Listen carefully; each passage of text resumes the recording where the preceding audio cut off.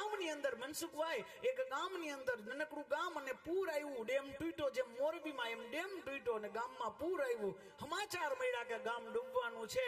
ત્યારે પેલા બધા લોકો સેવા સંસ્થાઓથી જોડાયેલા હતા, એ બધા બોલવા માંડ્યા, જલ્દી ગામ ખાલી કરો. બધા ઘરની અંદર જવા માંડ્યા, હાલો બહાર જલ્દી ખાલી કરો, પાણી આવશે, પાણી આવશે.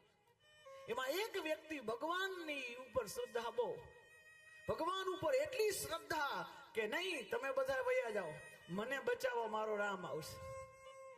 તમે બધા જતા રહ્યો, હું નહીં જાઉં આ ગામ મૂકીને, હું મારું ઘર નહીં મૂકું, મને વિશ્વાસ છે કે ભગવાન મને લેવા આવશે. અને પછી પાણી આવ્યું, પોતે પછી અગાસી ઉપર ચડ્યો, ત્યાં લગી પાણી આવ્યું.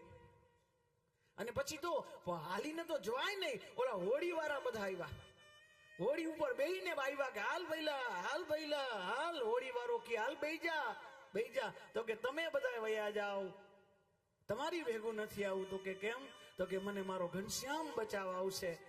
છેલ્લે એ પછી હોડી વહી ગઈ. અને જયારે ડૂબવાની અવસ્થા આવી તો એ પછી આર્મી વાળા એક સીડી નાખી નીચે, હાલ ભૈલા, હવે આખા ગામમાં તું એક બાકી છો, હવે અમે વયા જાસી, બતન કોઈ નહીં બચાવી શકે. તો કે તમે બધા વયા જાઓ, તમે વયા જાઓ, મારે નથી આવું, મને તો મારો નારાયણ લેવા આવશે, મને મારો ભગવાન આવશે લેવા.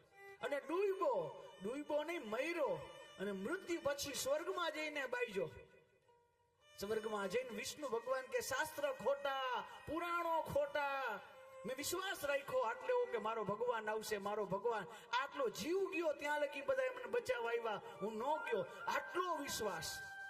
અને તમે મને લેવા ન આવ્યા. ભગવાન હસતા હસતા કે ગાંડા, ત્રણેય વખત હું જ આવ્યો તો તું ન ઓળખી ગોમાં, હું શું કરું? ત્રણેય વખત હું જ આવ્યો તો, હાથેથી આવ્યો ત્યારે હું હતો, અને વાણ હલાવનાર હું હતો, અને ઉપરથી મિલિટરીના રૂપમાં જ્યારે સીડી નાખી ત્યારે હું હતો. તું ન ઓળખી ગયો એમાં હું શું કરું?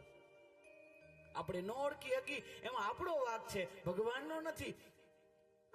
આપણું પાત્ર હજી ક્યાંક નાનું છે, પાત્ર મોટું કરીએ, કારણ કે એને ખૂબ દીધું છે.